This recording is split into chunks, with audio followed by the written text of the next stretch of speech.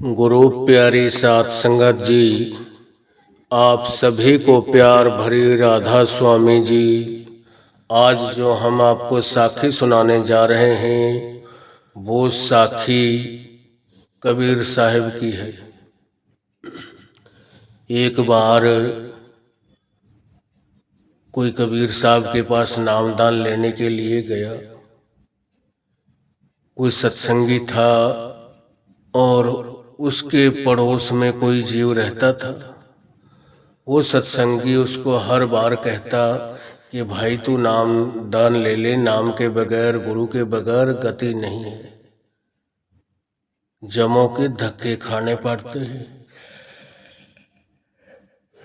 आपको कोई न कोई गुरु जरूर बनाना चाहिए। तो एक बार कहा, दो बार कहा, चार बार कहा, आखिर हार कर वो भी एक दिन कहने लगा कि चलो भाई, आप इतने दिन से मेरे पीछे लगे हो, नामदान दिलाना चाहते हो, बताओ इस वक्त पूर्ण गुरु कौन है, किससे मैं नाम शब्द लूं। तो उस सत्संगी भाई ने बताया कि इस वक्त जो पूरे गुरु हैं वो कबीर साहब हैं। आप कबीर साहब के पास जाओ और उनसे मालिक के नाम लेने की वो युक्ति, वो तरीका लेकर आओ जिसको नाम शब्द बोलते हैं। तो हमारे बाबा जी भी सत्संग में फरमाते हैं कि ना नाम लिया जाता है, ना कभी किसी को दिया जाता है, सिर्फ नाम से जुड़ने की एक युक्ति, एक तरीका सिखाया जाता है। नाम तो हमारे अंदर जन्म से ही होता है। हमारी जो हस्ती कायम है ना, यह नाम शब्द की ताकत से ही है। जिस दिन उस परमात्मा ने, उस मालिक ने अपना नाम वापस खींच लिया, हमारी हस्ती कायम नहीं रहेगी, हमारा शरीर मिट्टी बन जाएगा। हम उसी वक्त किसी का कुछ भी करने के लायक नहीं रहेंगे। तो अब उस इंसान ने सोचा कि भाई ठीक है, मैं जाता हूँ। उसने बता दिया कि इतनी दूर जाओ, वहाँ कबीर साहब का घर है, मगर आपको 3-4 दिन, 4-5 दिन जाने में लगेंगे। पैदल का रास्ते होते थे पहले, बस गाड़ियां चलती नहीं थी। तो उसने मन बनाकर और नाम शब्द लेने के लिए चला गया। जब चला गया, 4-5 दिन के बाद वहां पहुंचा जहां कबीर साहब रहते थे, और किसी से पूछता पूछता कबीर साहब के घर चला गया। अब कबीर साहब का भी एक कच्चा छप्पर था, कच्ची झोपड़ी थी जिसमें रहते थे। तो वो उसके घर पे गया। अब घर पे कबीर साहब उस दिन कहीं गए हुए थे, घर पे नहीं थे। तो अंदर माता जी थी, वो आई और पूछने लगी कि हाँ बेटा बोलो, कैसे आए हो, अब क्या काम था आपको। कहने लगा वो जो नया जीव गया था नाम शब्द लेने के लिए कि माता जी मैं तो नाम शब्द लेने के लिए आया हूँ गुरु जी से। तो माता जी ने बताया कि बेटा वो तो कहीं बाहर किसी काम से गए हुए हैं, घर पे नहीं है। तो उस आदमी ने पूछा कि माता जी कितने दिन बाद आएंगे, वो कितना टाइम मेरे को रुकना पड़ेगा। तो वो कहने लगी कि बेटा आपको 4-5 दिन लगेंगे, वो 4-5 दिन के बाद घर आएगा, अभी घर पे नहीं है, गया है कहीं काम से, और 4-5 दिन उसको लग जाएंगे घर आते तक।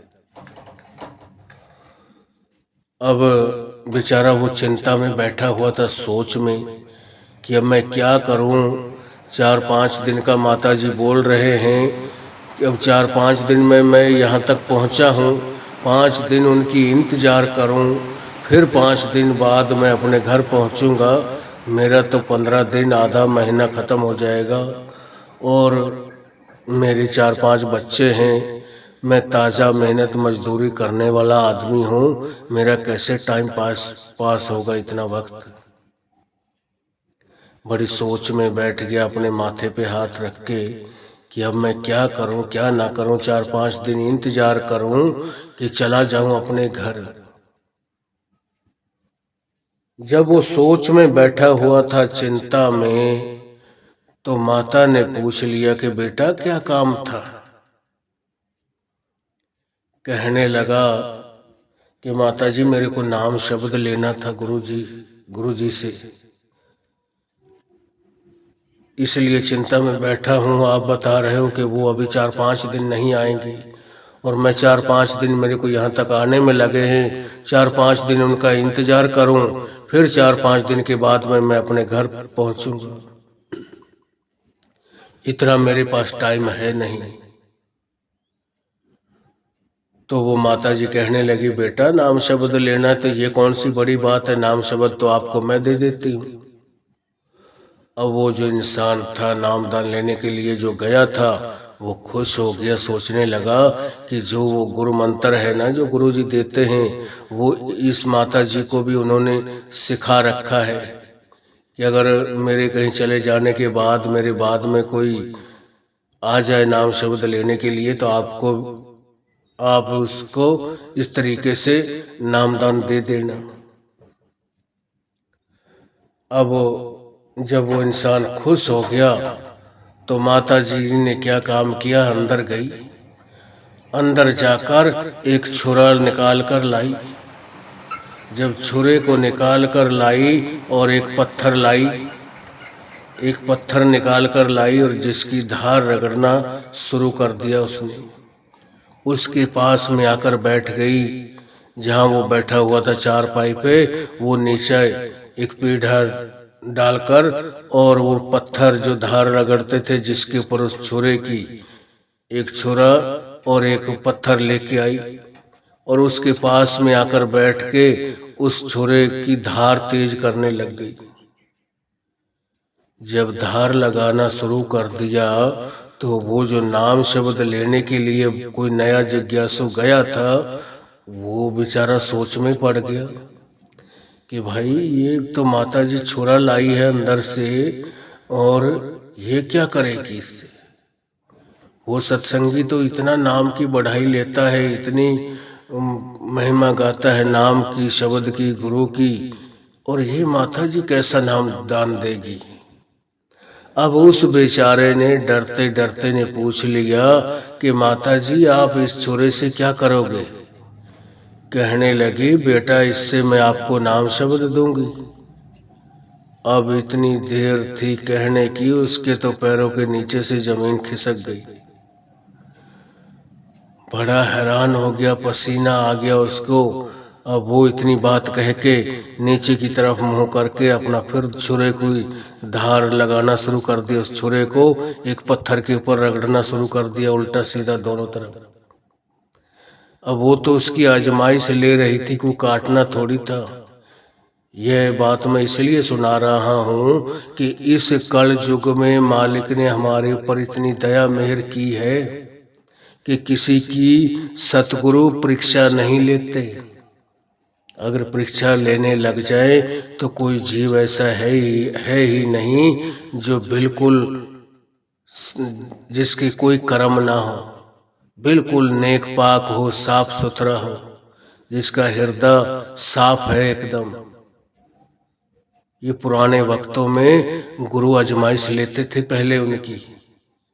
इस कल युग में अब गुरु आजमाइश नहीं लेते और गुरु कभी किसी की परीक्षा नहीं लेते और उसको नाम शब्द बख्श देते हैं। तो अब माता जी ने जब कहा कि बेटा इस छुरे से मैं आपको नाम दान दूंगी और कह के उसने धार लगाना शुरू कर दिया, उस बेचारे की तो हालत खराब हो गई जो नाम शब्द लेने के लिए गया था। वो अपने मन में सोचने लगा कि भाई उस पड़ोसी ने तो मरवा दिया मेरे को, उसको तो कोई एलर्जी थी मेरे से, कोई दुश्मनी थी, उसने इसलिए मेरे को यहाँ भेजा है। कि यह उसको नामदान के बहाने से यहाँ भेजूंगा, वो इसको खत्म कर देंगे। तो उसके आजमाइश हो रही थी।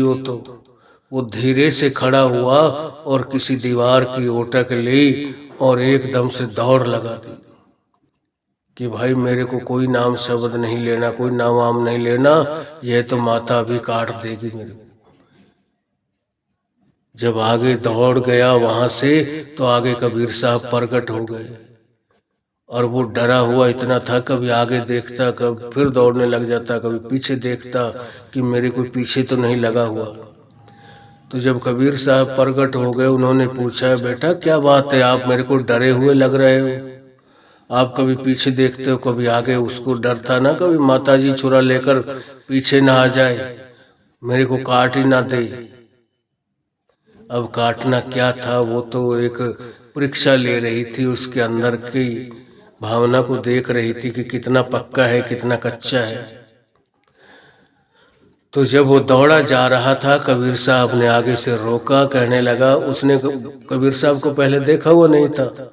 जब उसने रोका तो आगे से वो इंसान कहता है कि बाबा बस मेरे को जाने दे, मेरी तो जान बची लाखों पाए, मेरी तो जान बच गई, यही सबसे बड़ी वो है। अब मैं क्या बताऊं आपको, मेरे साथ तो बहुत बहुत गलत होने जा रहा था। मैं तो अपनी जिंदगी से हाथ धो बैठता अभी, अगर मैं वहां से चुपचाप से खड़ा होकर दौड़ ना लगाऊं तो। मैं तो उसके हाथ ही नहीं आया, धीरे से निकल गया वहां से, नहीं तो मेरे को वो काट ही देती, माता जी थी घर पे। तो अब कबीर साहब कहने लगे, बेटा क्या बात है, कोई नहीं काटता आपको। जब उसको वो साथ ले जाने की कहने लगे तो उसने मना कर दिया कि बाबा मैं नहीं जाऊंगा। अब उसको पता नहीं था कि यही है कबीर साहब। तो जब वो दौड़ा जा रहा था अपनी जान को बचाकर कटने के डर से, उस वक्त कबीर साहब ने जब आगे से रोका तो कबीर साहब ने एक श्लोक बोला। कबीर साहब ने कहा, यह तन है विष की बेलरी, सतगुरु अमृत की खान, सिर दित्या जी नाम मिले, फिर भी सस्ता जान। कि यह जो तन है यह तो एक विष की बेल है, जहर की भरी हुई बेल के समान है। यह तन है विष की बेलरी, सतगुरु अमृत की खान। कि जो सतगुरु होते हैं वो तो अमृत की खान है। सिर देते हैं जी नाम मिले, कि आपको अगर आपके शीश की भेंट देकर भी वो नाम शब्द मिलता है तो आप ये समझें कि मेरे से कुछ भी नहीं लिया। नाम इतना अनमोल चीज है कि फिर भी आप ये समझे कि मेरे से कुछ लिया ही नहीं है, मेरा उद्धार कर दिया है। एक बार में ही जन्म मरण खत्म कर दिए हैं, 84 लाख गेड़ जो था वो सब से बच गया हूं मैं। यह तन है विष की बेलरी, सतगुरु अमृत की खान, सिर दिए जे नाम मिले, फिर भी सस्ता जान। कि भाई फिर भी सस्ता समझ, आपको शीश की भेंट देकर भी वो नाम शब्द मिलता है तो। और यह श्लोक बोलकर उसको कहने लगे वो कबीर साहब कि बेटा चल मैं तेरे साथ चलता हूँ, कोई नहीं काटेगा तेरे को, मैं हूं ना। अब बेचारा वो उसके साथ जाए ना, डरता डरता उसको ले गया, उसकी हिम्मत बंधवाई कि बेटा मैं तेरे साथ हूं ना, तेरे को किसी को नहीं मारने दूंगा, किसी को नहीं काटने दूंगा, चलो आप मेरे साथ। अब कबीर साहब जब उसी घर की तरफ मुड़े, उसके कदम आगे की तरफ ना बढ़े, उसके पैर पीछे पड़े कि कभी ये भी मेरे चक्कर में तो नहीं है, ये ना मरवा दे, पहले बच के यहाँ से बड़ी मुश्किल से निकला हूँ। जब थोड़ा सा आगे सामने हुआ, उससे 10 कदम पीछे था कबीर साहब के कि कोई दिक्कत आई तो मैं तो दौड़ कर अपनी जान बचा लूंगा, इसके हाथ भी नहीं आऊंगा। तो जब वो आगे गया, वो माता जी ने देखा, वो कहने लगी कि बेटा कहाँ चले गए थे, मैंने आपको नाम शब्द देना तो मैं देख रही थी इधर उधर, आप दिखाई नहीं दिए, कहाँ चले गए थे। पर चलो अब ये आप आ गए हैं और यही आपको नाम शब्द दे देंगे। ये नहीं थे तो मैं सोच रही थी कि मैं ही इनको नामदान दे देती हूँ।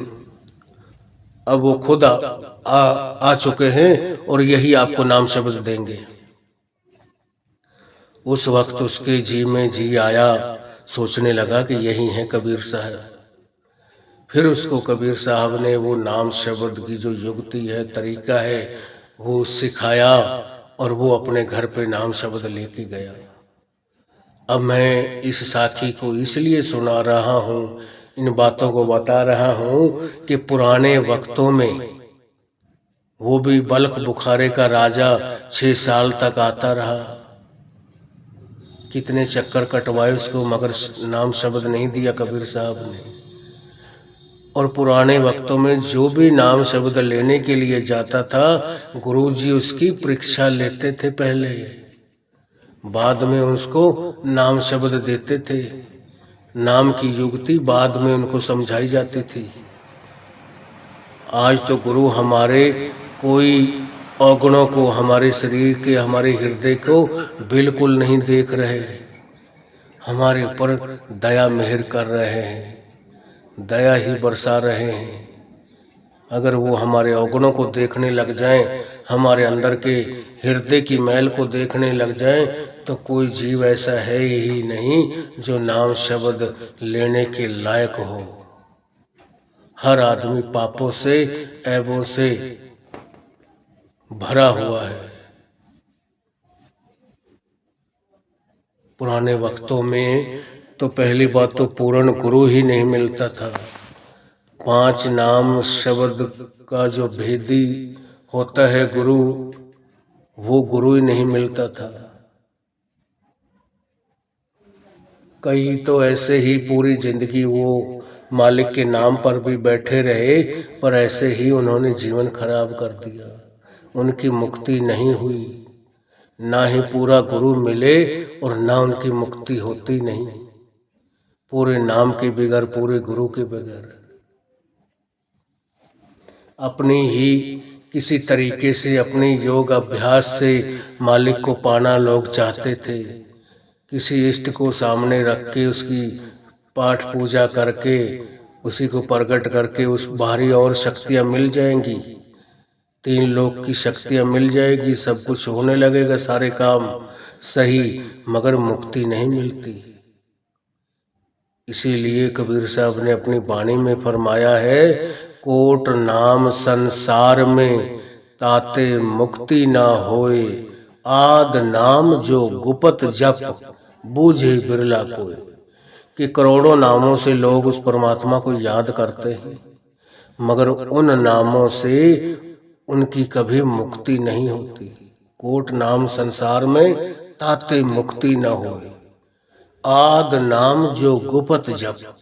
कि जो मालिक को मिलने की एक युक्ति, एक तरीका, जब सृष्टि को परमात्मा ने बनाया था और अपने आप से मिलने की एक युक्ति, एक तरीका, जो शुरुआत के दिन उसने एक नियम बनाया है, उस दिन भी वही था, आज भी वही है। यह तौर तरीके सिर्फ इंसान बदलता है। महीना, 2 महीना, 6 महीने, साल पीछे कोई नई से नई तरीका अपनाता है, मगर मालिक से जो मिलने की तरीका है, युक्ति है, वो आज तक भी वही है। उसने अपना कोई तरीका बदला नहीं है, कोई चेंज नहीं किया उसने। मालिक कभी भी अपने रोज रोज फैसले नहीं बदलता, रोज रोज अपने कानून नहीं बदलता। वो तो एक दिन, एक ही बार अपना कानून बनाया, जिस चीज के बारे में उसी को रखता है पूरी जिंदगी, जब तक धरती आसमान रहेंगे। उनका कभी नियम नहीं पलटेगा। तो हमें चाहिए, जब हमें नाम शब्द मिल गया है, हम उस नाम की कमाई करें और सत्संग में जाएं, सेवा में जाएं। अगर हम सत्संग में जाएंगे, सेवा करेंगे, तो सेवा से क्या होता है, हमारे जो मन का अहंकार है, हौमे है, यह विकार खत्म होते हैं। हमारा मन झुकना सीखता है और फल उन्हीं पेड़ों को लगता है जो झुके हुए होते हैं। जो अकड़ में रहते हैं ना, जिनकी छाती झुकती नहीं, जिनका सर झुकता नहीं, ऊपर गर्दन उठी रहती है, आगे चाहे खड्डा है चाहे कोई पत्थर पड़ा है, उनको कुछ नहीं दिखाई देता। क्यों? क्योंकि वो अपने इतने धन दौलत के अहंकार में, घमंड में उनका सर ऊंचा होता है, वो कभी उनको दिखाई नहीं देता। तो हमें इन चीजों से भी अपने आप को दूर रखना है। कभी भी हमें अहंकार नहीं करनी है। अहंकार हमें किस चीज का करना है? हजूर महाराज सत्संग में फरमाया करते थे कि भाई आप इस जवानी का मान करते हैं, रंग रूप का करते हैं, धन दौलत का करते हैं, कभी आपने हॉस्पिटलों में जाकर बीमारों की चीखें नहीं सुनी, कभी जेलों में जाकर मुलजिमों की कहानियां नहीं सुनी। वो हर तरह हमें समझाते थे दुनिया कितनी दुखी है, ये दुनियादारी ही दुखों सुखों का घर है, हर चीज का जोड़ा है। यह दुख और सुख इनका भी जोड़ा है। जैसे नर नारी का जोड़ा है ना, मर्द और औरत का एक जोड़ा बनाया है। हर जीव का मालिक ने जोड़ा बनाया है नर मादी का। इसी तरीके से उनका भी जोड़ा है। यह दुख सुख का भी एक जोड़ा है।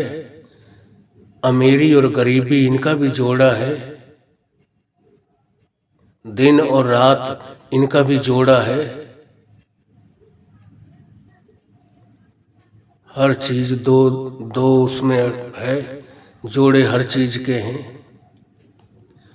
मगर कितना भी हमें धन दौलत परमात्मा दे दे, हमारे अच्छे कर्मों के कारण हमारी अच्छी रंग रूप शकल सूरत दे दे, हमें कभी घमंड अहंकार नहीं करना।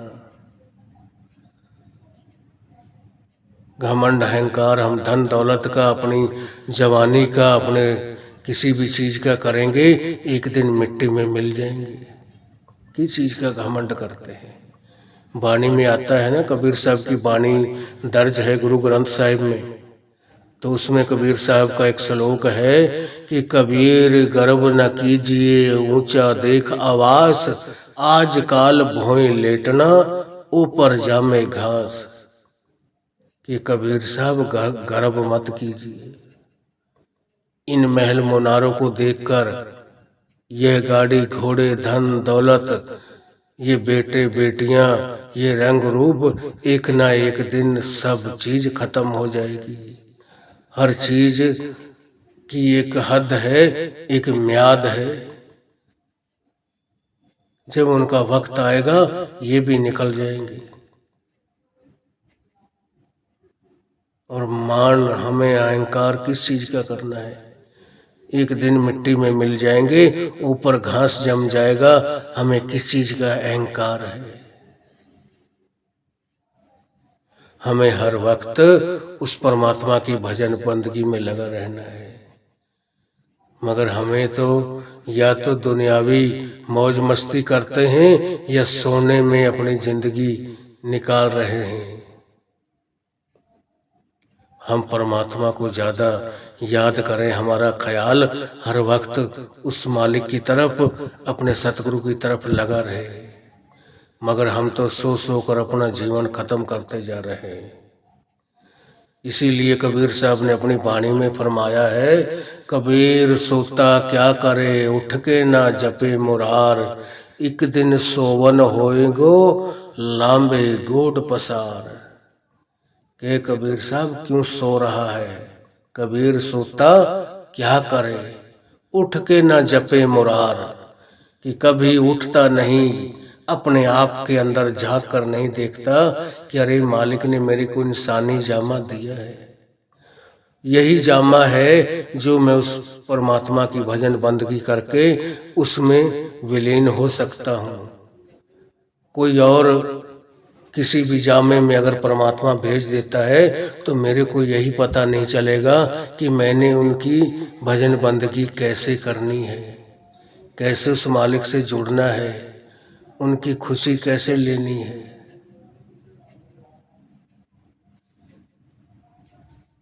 उठकर हमने उस मुरार का नाम, उसका भजन स्मरण करना है। जब जाकर हमारी मुक्ति होगी तब मालिक दया मेहर करता है अपनी। मगर जिन भाइयों ने यही सोच लिया है कि यह जीवन सिर्फ मौज मस्ती का है, खाने पीने का है, रंग रलियां मनाने का है, तो वो एक न एक दिन काल की खुराक बन जाएंगे। काल किसी को अपने जाल से निकलने नहीं देता। इसीलिए कबीर साहब ने उसके बारे में भी बताया है कि जगत चबैना काल का, कुछ मुख में कुछ गोद, कि यह जो जितना जगत है ये सारा काल की खुराक है। सारा जगत, जगत चबैना काल का, कुछ मुख में कुछ गोद, ये सारा जगत एक काल की खुराक है, काल की एक पैदावार है, एक फसल है। जैसे हम अपने खेतों में कोई फसल बोते हैं और उससे हमें अनाज मिलता है, हमें खाने के लिए, हम अपना पेट भरने के लिए। तो ये जो रूहें हैं, ये जो जामे हैं जितने, ये काल की खुराकें हैं। काल कितनों को रोज खाता है, कितने को जन्म देता है, कुछ को मुख में रखता है, कुछ को अपनी गोद में, अपनी बगल में दबा कर रखता है। किसी को भी अपने पंजे से आजाद होने नहीं देता। हर एक को एक ना एक दिन खा लेता है, किसी को किसी बहाने से, किसी को किसी बहाने से, मगर लेता आप है। करे करावे आपे आप, मानस के किसी नहीं हाथ। जो भी करता है वो आप ही करता है।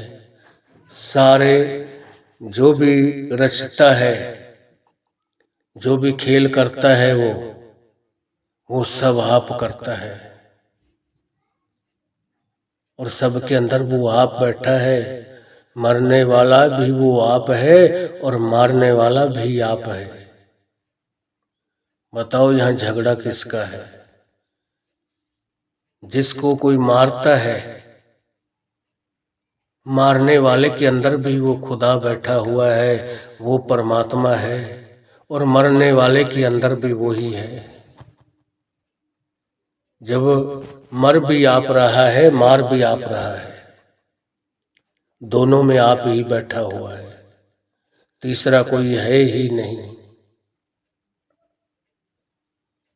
तो हमें कभी भी मालिक के ऊपर, कई लोगों को मैं देखता हूँ अपने कर्मों को देखकर, अपने दुख सुखों को देखकर मालिक को ताने देते हैं, उल्हाने, उल्टे सौदा, उल्टे सीधे शब्द बोलते हैं। ये नहीं करना चाहिए।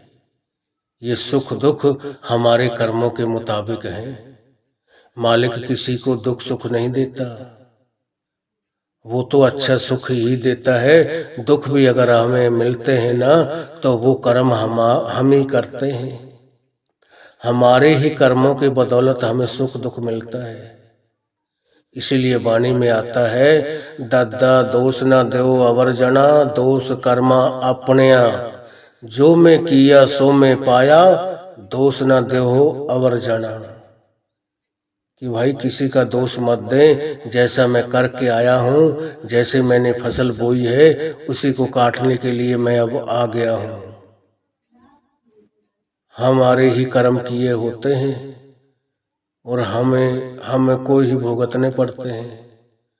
उन कर्मों को भुगतते वक्त हमें बड़ा दुख हो, दर्द हो, हम रोना शुरू कर दें, चिल्लाना शुरू कर दें, तो भाई हम पहले क्यों नहीं सोचते? कोई भी कर्म करने से पहले हम क्यों नहीं अपने मन के अंदर सोचते कि यह मैं गलत कर रहा हूँ? उस वक्त हम दुनिया की मिसाल सामने रख लेते हैं कि अरे फला आदमी भी तो कर रहा है, उसका कुछ नहीं बिगड़ा, हमारा क्या होगा। हम डूबते इसीलिए हैं, जो कोई कर रहा है उसकी करने का फल उसको मिलेगा, उसकी सजा हमें नहीं मिलने वाली। इसीलिए तो कबीर साहब ने अपनी वाणी में फरमाया कि कबीरा तेरी झोंपड़ी गलकटिया के पास, करेगा जो भरेगा तो क्यों भया उदास। कि कबीर साहब तेरी झोंपड़ी बेशक किसी कसाई के पास है, खटीक के पास है, जो डेली कितने बकरे काटता है। कबीरा तेरी झोंपड़ी गलकटिया के पास, करेगा जो भरेगा तो क्यों भया उदास। कि भाई जो काट रहा है वही जो जैसे कर्म करता है उसी का फल उसको भुगतना पड़ेगा। आज वो किसी के गले काट रहा है, कल को उसको भी अपने गला कटवाना पड़ेगा उसी के हाथ से। तो हम पहले ही हर कर्म हर चीज को सोच समझ कर करेंगे तो मालिक हमारे ऊपर भी दया मेहर करेगा, हमें भी कभी भी दुखों सुखों में नहीं फंसना पड़ेगा, हमारे ऊपर भी वो अपनी दया मेहर बनाए रखेगा। जब हम किसी के ऊपर दया करेंगे तब हमारे ऊपर भी दया होगी, मगर हम किसी के गले काटने की सोचेंगे तो मालिक हमारा भी वही हालात होगी, हमारे साथ भी कोई हमारे साथ हमें बचाने वाला नहीं मिलेगा। कहते हैं ना, कर भला हो अंत भले का भला। अगर आज हम किसी का भला करेंगे, आज हम किसी के ऊपर दया करेंगे, आज किसी के ऊपर हम किसी को हम बख्शेंगे, मालिक हमारे को भी बख्शेगा, मालिक हमारे ऊपर भी दया करेगा। तो हर काम हमारे हाथ में है, मालिक किसी को दुख दर्द नहीं देता, हमारे ही कर्म किए होते हैं जो हमको भोगने पड़ते हैं, चाहे हम हंस के भुगते चाहे रोकर भुगते, वो हमें जरूर भुगतने पड़ेंगे। आज मालिक ने वो सद्बुद्धि हमें बख्शी है कि हम आगे नए कर्म बनाने से अपने आप को रोक सकते हैं, कभी नए कर्म नहीं बनाते हैं। तो मैं ज़्यादा इस साखी में आगे ना जाता हुआ यहीं इस साखी को विराम दूंगा। अगर आप हमारे रूहानी साखियाँ चैनल पर नए हैं तो हमारे चैनल को लाइक व सब्सक्राइब जरूर करें और कमेंट में राधा स्वामी लिखना ना भूलें, और यह भी लिखें कि हम कौन से एरिया कौन से स्टेट से सुन रहे हैं। राधा स्वामी।